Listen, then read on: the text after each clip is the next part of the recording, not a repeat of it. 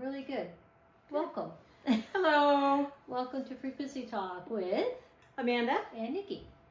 And man, we are so grateful for you all tuning in to us and listen to us just talk about our daily experiences and what's happening in our lives and what our frequency is currently. So if you are enjoying it, please do remember to hit the like button, share, subscribe. Yep. All of that stuff. Yep. Let us know what you think in the comments. Yes, please leave us comments. We'd love to hear back from you guys and to see what it is that you want us to talk about. And if you have specific things that you're looking to get information on, we would love to be able to talk about those things and help you all out. So, yeah. I mean, we're always looking for, we're two Geminis. We talk nonstop, so. Like, I don't know if we really are looking for it. Right. I don't think we need to worry about, we spend over an hour talking before we start we talk. It's true. Yeah. It's like, shit, we should have recorded that. I know. But it's funny because we've had that discussion. Yes. Where we're like, we should just have cameras mounted all over the place and just be like, oh, we can put this segment in. Because, I never know what is going to show up in my head. Right. And I mean, I just, I get messages more often now, but not quite to the level that you do. Well, to the point where you have to actually, you get interrupted in your own head because, right. It's like having a 5-year-old sitting in your brain just going, Mom, Mama, Mommy, Mommy, Ma, Ma. I'm not kidding. I mean, this may be just that they're kind to me because I do have a 4-year-old at home. That could be. Yeah. That might be the case. They may be like, well, we're not going to overwhelm her. She's got enough. She's got enough on her plate right now. This one's been out of the loop for a little while with the children. We can handle it. She can handle it. We're just going to give her... But you've been out of the loop in terms of having kids in your own house, but you are getting involved with your grandkids more now. Yep. And inviting that joy and stuff of the kids that then you can just send them home. Which is wonderful. It's so... I would love my kids so much. Yeah. No, not so much more. I love my kids a lot. Yeah. As much as any other parent. Mm-hmm. However, I would enjoy time with them if I got to send them home.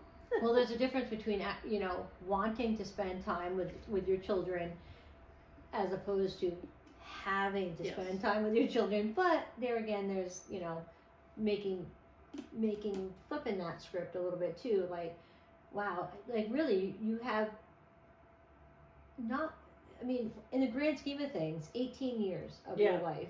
And really it's less now. I mean, most 12-year-olds are like, I don't want anything to do with you. So you have 12 years where you have that child looks up to you, and not that they don't after 12 too, but there's that before they get influenced too heavily by the outside world and their friends and they're in the social environments, that really, there's a very little sweet spot right there where, and it's hard, in some aspects because you're having to, do all the things, but a lot of those things because you still want to maintain your own independence in your own life and, and on top of being the mom to those kids. But it's maybe if you still always find the value in having your children around you, Yeah. And because it's like when your kids say the cutest little words because they don't know how to talk yet, and then you realize that they stop saying those cute little words, and and stop sounding like little aliens, and and now actually know big words, and it's like, oh man, I remember when you used to say this and this, and you like, damn, so maybe grasp onto those little aspects as they're screaming and yelling and fighting and throwing things and causing a mess, and you're pulling your hair out and they're fighting you about taking a bath, and all of the other wonderful things. And I'm telling you this purely from a observer point of view, because when I was in that role, that was absolutely not happening for me as well. So I will not be hypocritical and say that I was not. I will say that being able to give my kids some of the tools that I have picked up recently from getting into this spiritual realm has been helpful. Like their father's Catholic, and he has taught them how to pray. Yeah. And I have taught them how to go grab a tourmaline ball when they're feeling too much. You know, so like, and ground themselves, right? Yeah, and it's like such a perfect blend. Like they take their deep breaths. Sometimes they'll clasp their little hands and start praying. Other times they'll, go sit in my chair downstairs with the tourmaline ball. And it's funny that you bring that up, because I was just talking. My daughter lives in Tennessee with my 3 grandchildren there, and the boys came with her up here in June, and my granddaughter, who has special needs, so it was harder for her to travel, she stayed home with her dad. And when the boys came up, they come into the store, and they love the crystals, as all kids love crystals. But I was FaceTiming her yesterday, and Crew, the youngest, who's 2, he's sitting there, and he's like banging something. She goes, Mom. She goes, he does not let go of that crystal that he got at your store. Like he loses things all the time. He does not lose that crystal. And Jackson has one that I gave him at least a couple of years ago. And they always know where they are. Crew had that. I think he had an adventuring. No, it was appetite. So, which is calming, and he's an Aquarius, and it has a lot of great properties. And he was literally, she goes, he takes it everywhere. He knows where that crystal is at all times. He does not lose it. He holds on to it. Between that one and the rose quartz, that was the one that Jackson picked out, was the rose quartz. But and apatite is a blue stone. It's nothing eye catching. It's not flashy like like an opalite is, or something along that line. No, but he's got it in his hand all the time, and I was like, wow. I mean, that was that's pretty cool. And so it's funny that these kids, and it's what I didn't have that. I mean, I had crystals around when my kids were little, but not like I do now, obviously, because I wasn't in touch with that part of myself. But now, coming from this, but that's the whole beauty of enlightenment and in expansion, is the gifts that we can bring to our children, to our grandchildren, to others, our friends and family, and just because they're practices that we do for ourselves. We know these things work for ourselves, and so therefore we can show these things to other people, like, hey, you should probably grab that crystal and just hold it. Yeah, I mean, it's an interesting experience to let yourself be open to the healing properties of a rock. Right. Like we know that people, kids in particular, but also adults, who are, all adults are just kids that have gotten bigger. But we joke about the people who collect rocks when they're kids, right? Like they have pockets full of rocks, they have all these rocks, and it's like, but there's that healing feeling that if you're open to it, you can receive from them. And these kids who do that, like, they get that. Yeah, they get that. And there's so many of us, myself included, who don't get that. Like, I didn't get that, and I had to work at being open to that. My first experience with the healing property of a stone, mineral, whatever, was right at the very beginning. It was back in November, almost a year ago, and going into that shop in Niantic, and just being like a whirlwind in my head. Couldn't get a reading. I just walked in there and felt immediately calm. Was that Mystical Horizons? Yes. I know. That was my gateway. They were the gateway for me. Right. I mean, but walking in there and feeling that level of comfort, and just like, okay, whether it's because with all the crystals, the smells, I don't know. It's but the I walked combination. up to the front. And the energy of it. Right. Yeah. But I walked up to the front, and they, the little ring things that they have, the hematite ring, and I was just like, what does this do? And she uses sirens. Yeah. But I put on the hematite ring. I got out to the car and I put it on, and it all stopped. Yeah. Like, it was that feeling of just like, and I don't care if it was placebo. I don't care if it was whatever. It absolutely wasn't, but the thing is, it doesn't matter whether it was or what. Like, for me, prior to that, it would have mattered. Right. But it was just, it was so incredibly, it just did what it was supposed to do. And it gave me a breath. Like do you remember that movie, Waiting to Exhale? With, like, Whitney Houston? Yes. Yes. Yes. Not Whitney. I'm trying to think of the main character. Angela Bassett? Angela Bassett, yes. Yeah. Yes. I kept seeing Tina Turner in my head because she played Tina Turner. I mean, 6 degrees of separation. Yeah.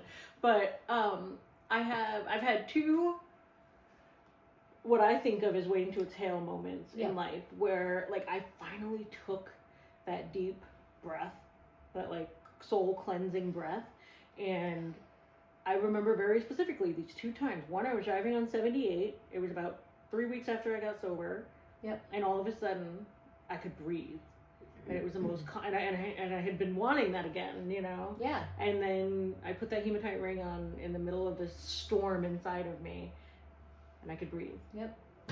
And it's like, I will never, like, you get a rock, you get a rock. Everybody gets a freaking rock. Well, and it's like, there's a certain feeling, like when you're a kid and you're picking up the pretty stones, and it's like, and every stone is pretty, and I still do that to this day. I mean, try walking on the beach. And oh my God, I have to tell my kid we can't take off the beach. We can't, like, my car would literally be full of stones that I picked up, and it's like, but it's not only the energy, the frequency that the stone gives, it's the weightiness. Mm-hmm. Like, when your pockets are heavy and they're weighed down with these stones, there's something about that feeling of weight, where I feel like we feel weightless, like that we are adrift in life, and that it's that feeling that actually grounds us. Yes. It's feeling the weight that's pulling us down to the earth and keeping our feet on the ground. And that's literally and figuratively what is happening, as these stones are grounding us where we are disconnected, we're up in our head. Especially, you and I are both Geminis, and we are up in our head all the time. But where we struggle, going back to where we're Geminis and we're up in our head all the time, one of the hardest parts, because Geminis are equally as cerebral as they are emotional, but they're disconnected from their emotions in a lot of cases. And I think that because the pull of the higher self, it's not the higher self. When I'm saying that, I made this motion, so that always to me is higher self. Anyway, when we're up in our head all the time and have those round and round thoughts, we need something that's going to pull us into our heart, and it's learning that head-heart connection. That's one of the pivotal things in a Gemini's life, is as they tap into that heart-centeredness. Once they do that, they're able to push that energy down into the ground a lot better, and to get that grounded energy.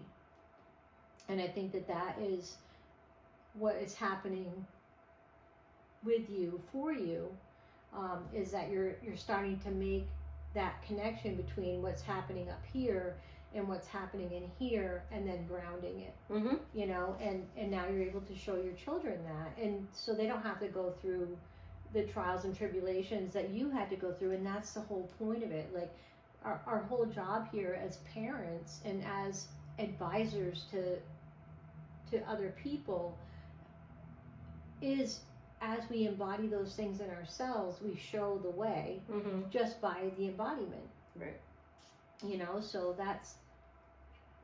It was interesting because I was talking to my mother this morning, dealing with my children and their outbursts at each other this morning, and when I FaceTime with my mom every morning, and so we're on the phone while this is all happening. I finally sent both of them to their own rooms to just take 5 minutes themselves. And my mom, finally we get a chance to talk, and she looks at me and she just goes, I don't remember you and your sister having these problems. I was like, Mom, you blocked it out. Yeah. Like, yeah. You know, you just, like, first of all, I'm 43, my sister's turning 40 this year, so we've got a few decades in between then and now, so of course you don't necessarily remember, but also, like, you just kind of didn't do anything about well, it. and it was a different time. It was a different time. I think that, you know, being a child of that in-between time, you know, where, you know, I'm Gen X, so, but I'm the beginning of Gen X, and that, so it's like people, I mean, Gen Xers tend to get forgotten, like it goes from boomers to, you know, Gen Z or whatever the hell it is, or Alpha, I don't know, whatever. But that generation tends to be glossed over, like they are the forgotten children in a lot of aspects, and not just because it was the generation of boomers where you had the stay-at-home parent. I mean, you were in the 50s and 60s and 70s, for the most part, parents, you know, women were at home taking care of their children. And then it went to that generation of, you know, the 60s, where women started going back into the workplace because, you know, things were shifting in the world, but also because they wanted to be able to have that option, because they're human beings and wanted to have, you know, still be able to be connected to life other than being a mother.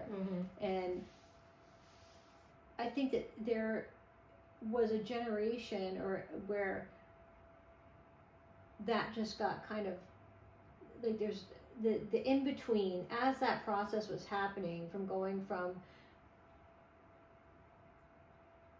the boomers to the next generation, that group of people that became parents just didn't focus on, they weren't at home, but yet there was like a disconnect, is what I'm trying to say. And then I kind of got lost in the ethers there on that one, but it's okay. But it's the disconnect in parenting. Like, you're super involved with your children, and then you had the boomers where they may not have been as involved with their children, but they were home. So then you had this group of parents that were not home and not involved with their children as much either. And it was just like the kids were just wild and feral and just running around and doing whatever. And then it stepped into, you have millennial parents now, which I would consider you a millennial. I'm an elder millennial. Right. You know, so, but you're very much involved with your children, especially for you, because you had your children later on in life. You know, you weren't 20 something having children. No, I was my second pregnancy. I was at the cusp of a geriatric pregnancy for my first, and then firmly in geriatric pregnancy for my second. Which is hysterical. Like, but no, I need my cane before I go birth this child. Like, let's just... Yeah, but I mean, but do you understand what I'm talking about? Like, that lost generation of children. You know, I think I was a child of that lost generation, because during that time, you know, my mother would have been considered a boomer, but she wasn't an early boomer. You know, she was a boomer that was raising children in the 70s, so she was having to support herself, and so she was out and about, and so there was no one raising us. Right. So you went from stay-at-home parent to maybe not stay-at-home parent, but involved in their children's lives, and very much, millennials are very much about their kids. And I call them the future boomers, because I never seen a generation that grunts and groans and has all the aches and pains of a 60-something year old and a 30-something or early 40-something year old body. But it is so funny because it's that middle ground, you know. But that's also great because now you're able to live your life. You're releasing yourself of the guilt that a lot of parents felt, you know, of not being home and not being a stay-at-home mom and feeling like you're lacking or less than because of it. And now you're able to still have your own life, but yet are still dedicated and devoted to your children. And understanding that your children are going to have, we were just talking about this morning, as this coming full circle, right. Having outside experiences of their own, you know, while they go to school and all of those things. Some things you can control, some things you can't. But, you know, it's all coming into balance. And I think that's what it all comes down to is the balance of things. I agree. I think that there's so it's weird, you know, we have a huge global shift occurring amongst huge global bullshit happening. Yeah. And it's so hard to be able to think about these things. For me, it's very hard to be able to think about these things in any coherent way because the internal shifts that I know people are going through, and yet we're still seeing all of these acts and these choices that large bodies of people are making that don't support that shift. And I don't even know. It's like I can't even allow myself to try to think too much about it, even though my brain starts going there. Because then I'm just in this like hamster wheel of And I think that, you know, that's one of the hardest aspects is learning to observe that but not become attached to it. And especially where that's a much easier thing for me to do because I've worked through that part of life where, you know, especially doing this journey as we were coming into that pure chaotic energy, you know, whereas you're at the more of the beginning stages of, I mean, just how much I've watched you progress from the time that, you know, you were this at the window, looking longingly, and to now. And it's like, I don't think that you can actually understand how much that you have progressed just in yourself, you know, spiritually. I don't really like to use that word because I find it polarizing. It's in your expansion, and your growth of self-awareness, you know, but still, because you have young children, that pulls you into that paradigm a little bit more, that 3D energy more so. And it's in learning to become detached from what's happening in the outside world. You are aware of it. It's like I'm not unaware of what happens in the world, but I also will not attach myself to it, because when you attach yourself to something, it's going to pull you down to that level. Right. And that's not where I personally want to be. And you're learning that that's not where you want to be either. But because you have so many ties to that, and you're still in the newer stages of this, it's like you're walking that line between those two worlds, and you have to do that more so than I have to do that, because I'm able to pull myself away from that much more, because I don't have those attachments to that, because I don't have young children, and I'm not having to worry about those things, and I'm not having to, even in your relationships, like, you know, we have other people in our families like that are going to talk about 3D issues, and it's hard to be in your family environment and not hear those issues, you know, whereas myself, I don't really have those, like I don't really have those attachments or those factors in my life, you know. A lot of my time is spent here, and then a lot of my time is home alone, and so I don't have those other engagements as much, you know, so it's easier for me, you know, so it's a harder job for you to find that balance and to know when, okay, there's nothing I can do about this, so other than to continue to be on my best path and my highest self and doing the work that I need to do that affects my immediate environment, and that's all you need to worry about. Mm-hmm. You know, you can go down a rabbit hole and be consumed with what's happening to you in the bigger picture of things, but is it really the bigger picture? You know? Right. I mean, it's only the bigger picture is if you it's focus still on a it. very right emotional picture. Mm-hmm. You know, and I think that's part of what's hard is that there is emotion involved, and you know, I think not being able to comfortably, not comfortably, I don't like that,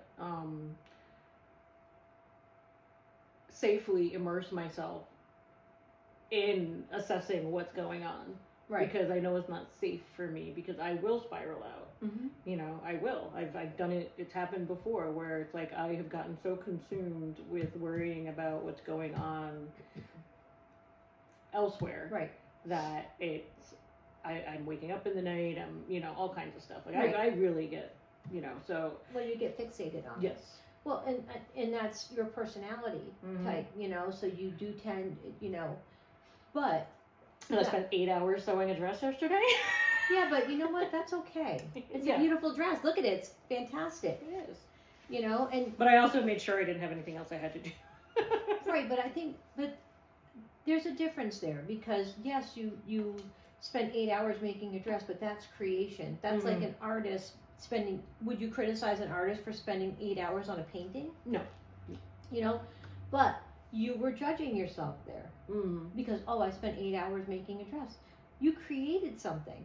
You created something out of nothing. Yeah. You know, so it's not like you spent 8 hours spiraling and doom scrolling or, you know, focused on, you know, what's happening in the political realm or, you know, other things like that. You took something and created something. So that was valuable. Right. That's a valuable time that you spent, you know. And I did really feel that. Like, I did feel it was valuable because it was the first time in a long time I have been able to really get into a flow state. Yeah. You know. Right. Because you don't understand. That's a form of meditation. Yes. And I realized when I was done that the feeling I had was the same when I used to spend all day in the kitchen cooking. Yeah. Because I would get into a flow state and I would be exhausted when I was done, but I felt so good. So good. And you had something from it. Yes. You know, you created something. There was a product at the end of it.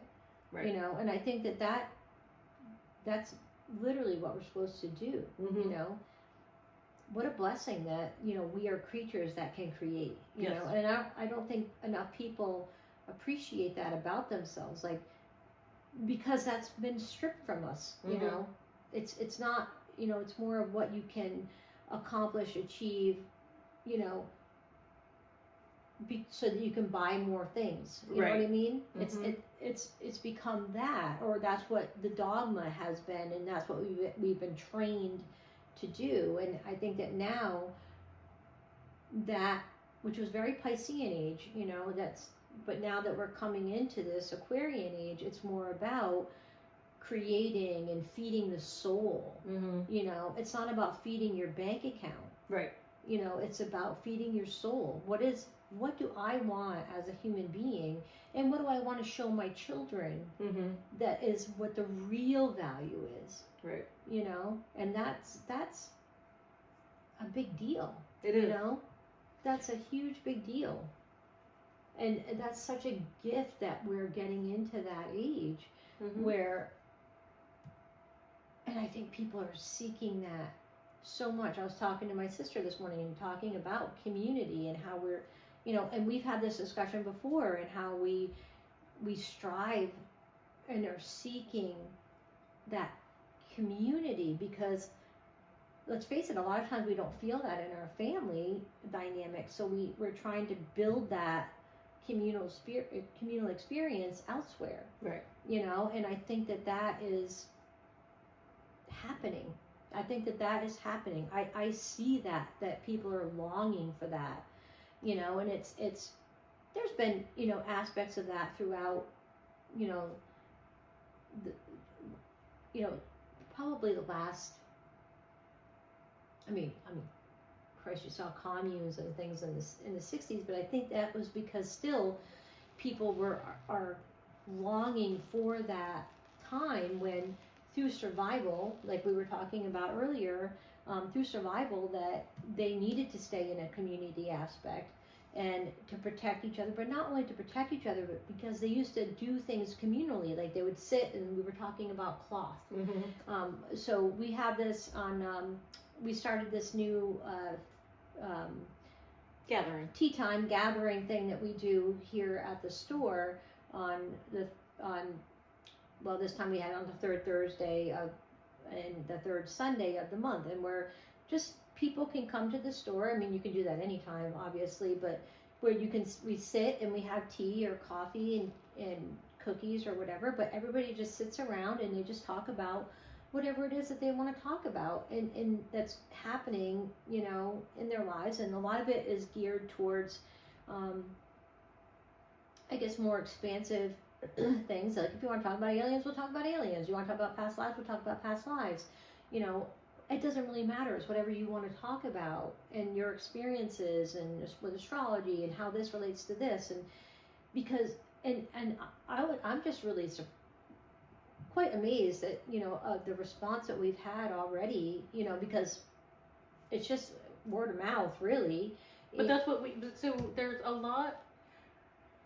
So in the age of social media and the internet, we have these quote unquote communities, and I'm a part of some of these online communities. Yeah. However, if the internet were to go down tomorrow, I no longer have that. Right. But so people are looking for in-person community and connection, because it's tangible, it's real. Right. And you're getting feedback immediately. It's not like there's no delay.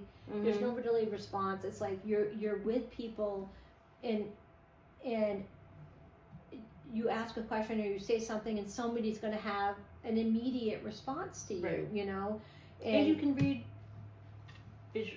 social cues, visual stimuli of their facial expressions, the micro expressions, and the fact that when you're in a room with somebody, it's we are energy. So it's my energy to your energy to my energy, and that is another conversation on a completely different level. Right.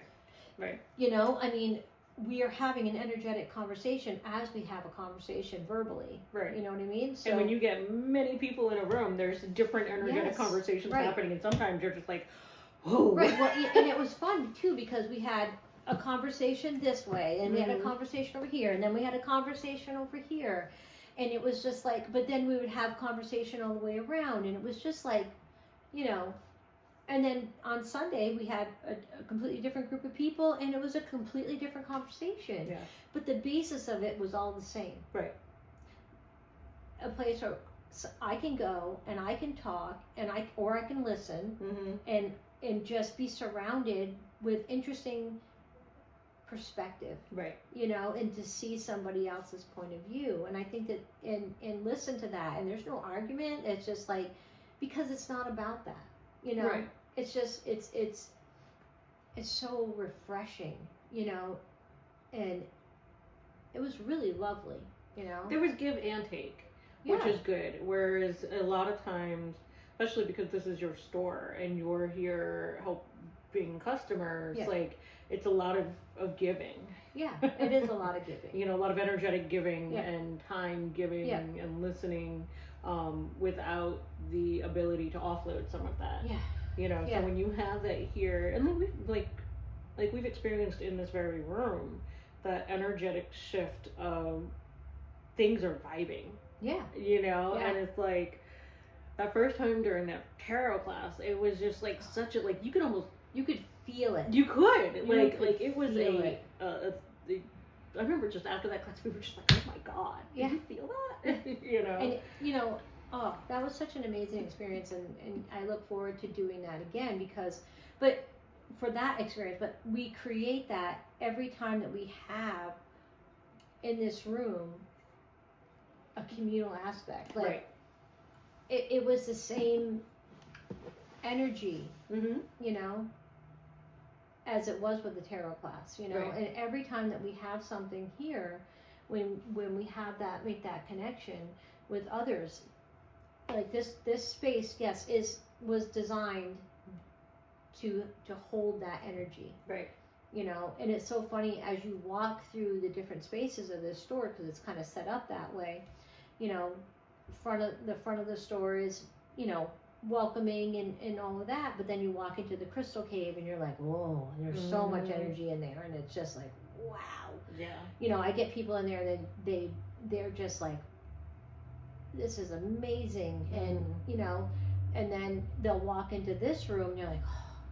And all of a sudden all of the energy from the crystal room, that amped up energy, which is fun and stimulating and all that, expansive, and then you walk into this room and it's just like, it's such a calming, open, receptive energy in this room. But like, you had an experience the other night in the crystal cave, which is, you know, you'll have to tell us about that a little bit. Because there was an event here for like a Halloween themed event, and part of it was a hypnotherapy session in the crystal cave. And I have not ever done hypnotherapy with somebody. Like, I've done the meditations and stuff at home with a YouTube video, but I went into the crystal cave, sat in the chair. The dude was sitting in the chair across from me, and like the lights went off, and I was just immediately, like, he hadn't even started yet. And it was just like, I didn't even need him. The ambient lighting and the energy of the crystals. It was so good. It was so good. Like, and then she couldn't even hear a lot of, which is a good hypnotherapist. It's not about what you're saying; it's how you're saying it. And he's a prominent hypnotherapist. So he knew what he was doing, and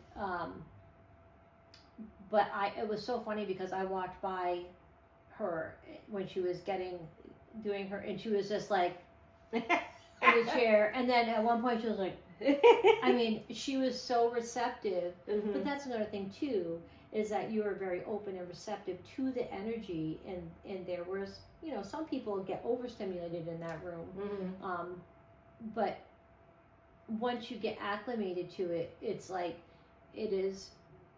it's pretty amazing. You know, and you said it to the point where, no, we need to create that experience here. So that is something that we're going to be doing, as far as we'll set up a little area where we have designated area where there's crystals and ambient lighting, and then like, you can put on noise canceling headphones, and there's certain, I have a frequency machine that you can put in whatever frequency, and you can listen to it for 20 minutes surrounded by the energy of those crystals, and that is just going to be fantastic. I think so. And you know what, we wouldn't even we could have the things. The, you know, the things. the eye mask. You know what I was thinking too is, wouldn't it be great to do like an anti-gravity chair?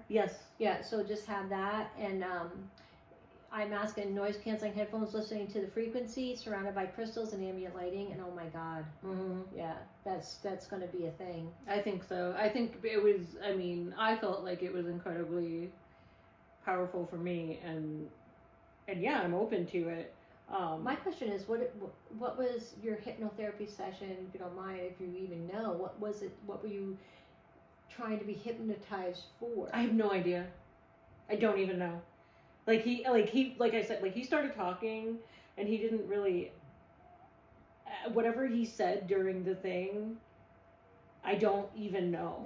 That's intriguing. I am hearing impaired, and you know, it was just like, he was talking to me and I was not understanding what he was saying, but I was just like, but it didn't matter. I didn't care. I was like, whatever. I'm just it's because usually when you're going to see a hypnotherapist, you're going there, like a lot of people go there because they want to lose weight or they want to stop smoking or something along those lines, which is how Dolores Cannon started, because her husband, when he was in the Air Force, he was a hypnotherapist, and he would start he would perform sessions on people, to help them, and she would assist him. She wasn't trained, and that was, God, I think it was in the 50s when she this was happening. And then her husband was gravely injured in a horrific car accident, and she started doing things. And then she started, if anybody knows anything about Dolores Cannon, she started quantum healing hypnotherapy technique and QHHT, and it's where she would put people under. But what happened was people, she learned how to do it a different way, but instead of stepping off the cloud onto the earth, which they sometimes did, some of them stepped off the cloud and went up and connected with, and then it was all about, basically they became channels and were channeling their higher selves or channeling extraterrestrial beings, kind of similar to what I do, but just in a hypnotherapy setting, so that it basically bypassed their own internal blockages, their own self-limiting beliefs, in order to access the things that they needed to access, to have either entities speak through them or their higher consciousness speak through them, and that's how all that started. So that's interesting, because I'm surprised that but usually you go into a session with wanting to have something.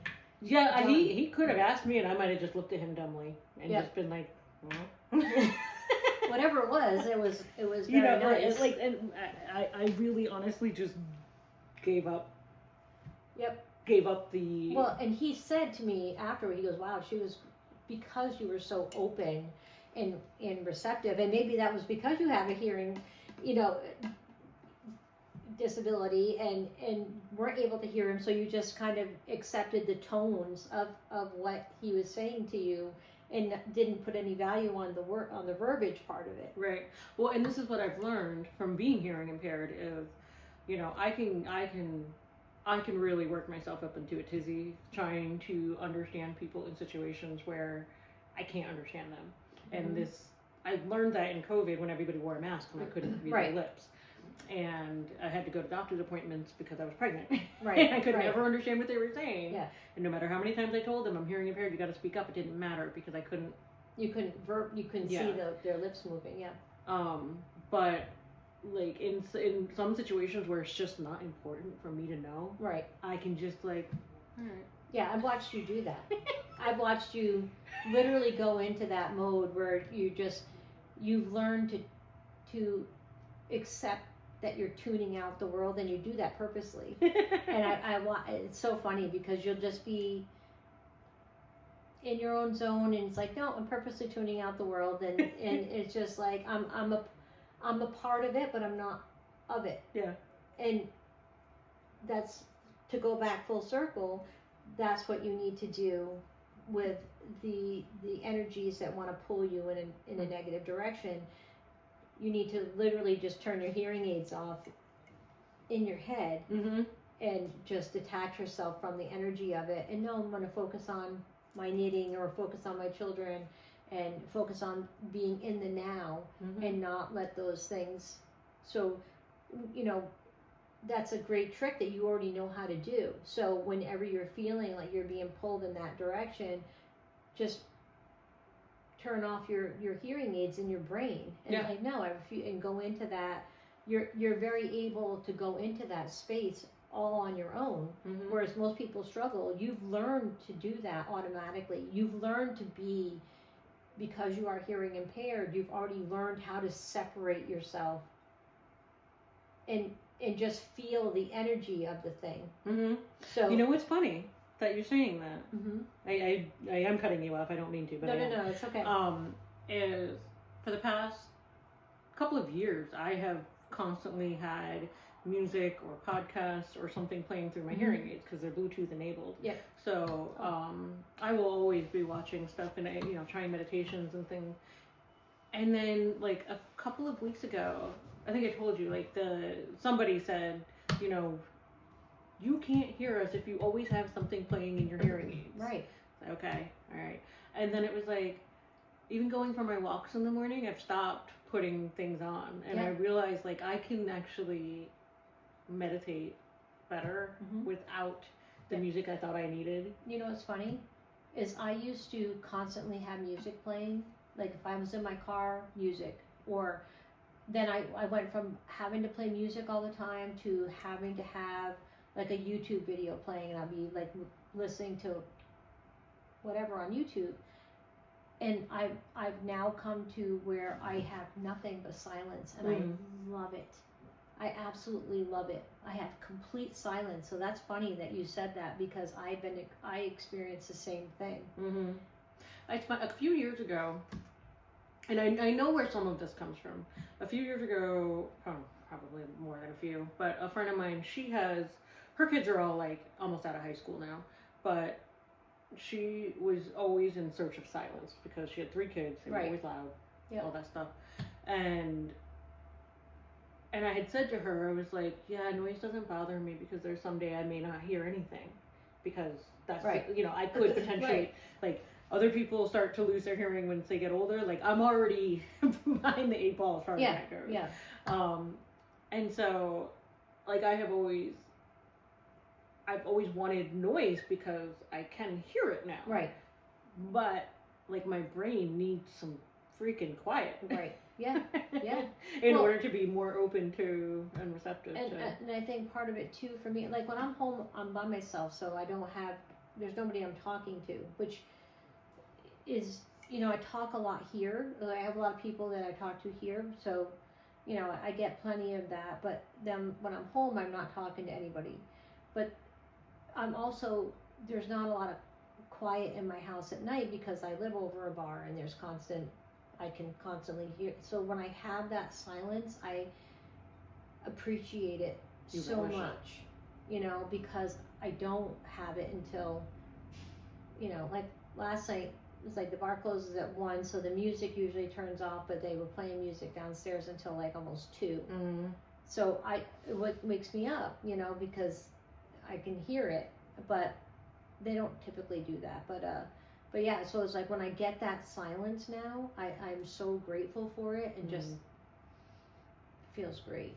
But I think that it's so funny, like, where are we putting our attention? Are we putting where are we distracting ourselves, and where are we not connecting? And now we're becoming more cognizant of that, you know. So I think that is enlightening. Yeah. You know.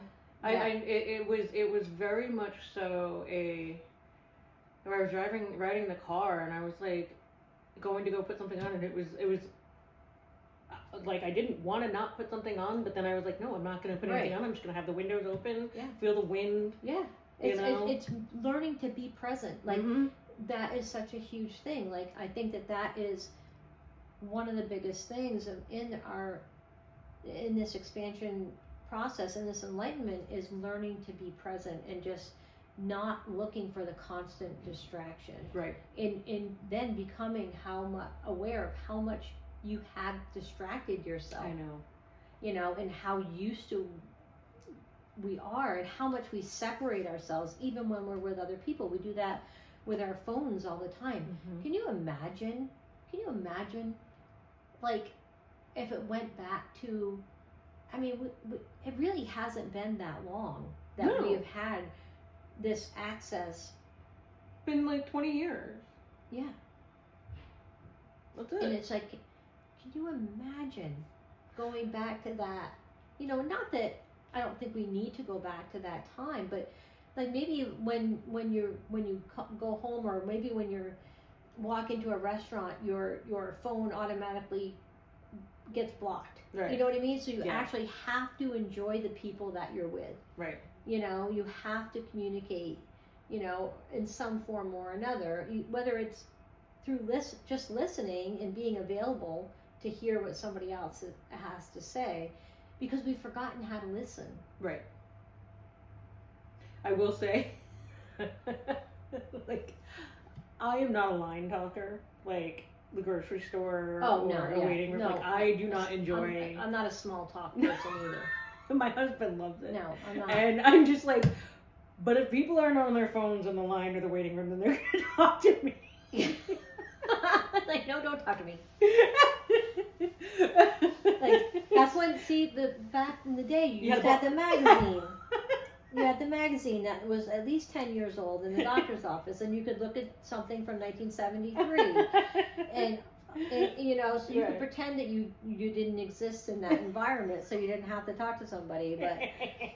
But when you think about it, like, even like in the 60s, in the 70s, like when people were in like the doctor's office or in the grocery stores, like, remember going with your mom and you're like, and I'm a hot minute older than you, so I remember being in the grocery store and the moms would start talking, and it's like you were going to be there. Yes. For an hour, just sitting there, like you were like bored, and you're like wandering around, and you're poking things, and you're looking at all the packages, and you know, while your mothers are droning on, having a conversation, like you're laying on the floor, you know, because that was the only time they actually got to see each other, you know, and that was their social hour, you know. But I remember my mom having like the Entenmann's coffee cake. Oh my God, it was so good. And she would make coffee, and she would have she might have a few, somebody come over and or, I remember sitting there and getting to have the coffee cake with her in the coffee in the morning. And yes, I did drink coffee from the time I was 2 years old. And, it was, coffee milk, but still, or tea, but it's just like, the gatherings that people were, they still had gatherings. They had, and it was just like, we need to get back to that, and we are. And I'm, I think that as we broaden our horizons and broaden our minds, we're starting to realize how much we're distracted and how much we're not connecting, and that's why we long for those things, because we're the only people that are keeping us from connecting us is ourselves. Like, and that is, I think, the lesson here. I agree. I think I'm going to title this like, "What are we distracting ourselves from?" Because it's it is a self-imposed distraction. Yeah, 100%. And it's like, it's escapism. Right. Maybe it's breaking the distraction. Distracting from the distraction. You know what I mean? But it's like we're seeking the thing that we're keeping ourselves from. And it's just becoming aware of that. Right. It's like, you can have that time on your phone. Nobody's telling you can't. But maybe you're longing to reconnect and you can't do it through your phone. Right. Well, it's also just learning, we don't have to have, like, some people do need to have background noise on because they have to focus or whatever, and that's okay. Yeah. But that's not me. No. And I've been there, so I understand that. But it is a distraction. Right. And I think I very definitely used it as a distraction so that I could try to protect myself and my family from me. Yeah. Yeah. Because I was having such a hard time. I didn't even think, because I was hearing impaired, that I could have auditory fatigue. But I went to my audiologist and I was like, I just feel like I can't, like, I'm hearing worse. She's like, your tests are fine. You're in your normal range. She's like, you have crying babies and everybody's wearing masks. She's like, you're auditorily fatigued. Yeah. And I was like, it's the constant strain and the awareness of that you're having to constantly trying to filter out the extraneous to hear what is being said. I mean, I can't even imagine. Well, and trying to make, okay, you have two kids, like, okay, are they crying because they're hurt or crying because they're playing, or and just and on top of that with the depression and stuff, so it's like, I was just like, oh, and the way I could deal with that was to make there be one noise in my head, but now the other day I had somebody ask me, if I was through the worst of it. It was a part of a reading, and somebody asked me if I was through the worst of it, whatever the worst of it was, and I was like, yeah, and I am, and I'm like, and it was like, oh shit, yeah. Well, I really am. I just came to that realization. Like I could literally pinpoint the day. It was October 15th. As soon as we had that shift from Pluto going direct again, all the crap that I was working with on that final retrograde, I released it. Mm-hmm. I confronted it. I released it. I took my power back over the fear that was literally controlling my life and was making me so depressed and so, and I was just like, and it was and going forward is like, oh my God, like almost like whiplash. Yeah, it's like, oh my God, I feel so much better. Like I just feel lighter and happier and more capable of handling the things. And it's not to say that, there's not going to be things that are going to come up in my life that, but I'm not, the big things, I'm just like, I don't care. Yeah. I don't, It's just, I'm through it. Yeah. I'm past it. I love it. Me too. Let's go with that. Yeah. All right. Go us. All right.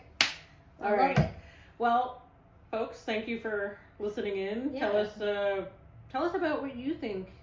How are you distracting yourself? Yeah. And what is it that you want from your from your community, and how can we help you with that, or how can you reach out to somebody else and make that, and where are you distracting yourself from the very thing that you want? Yes.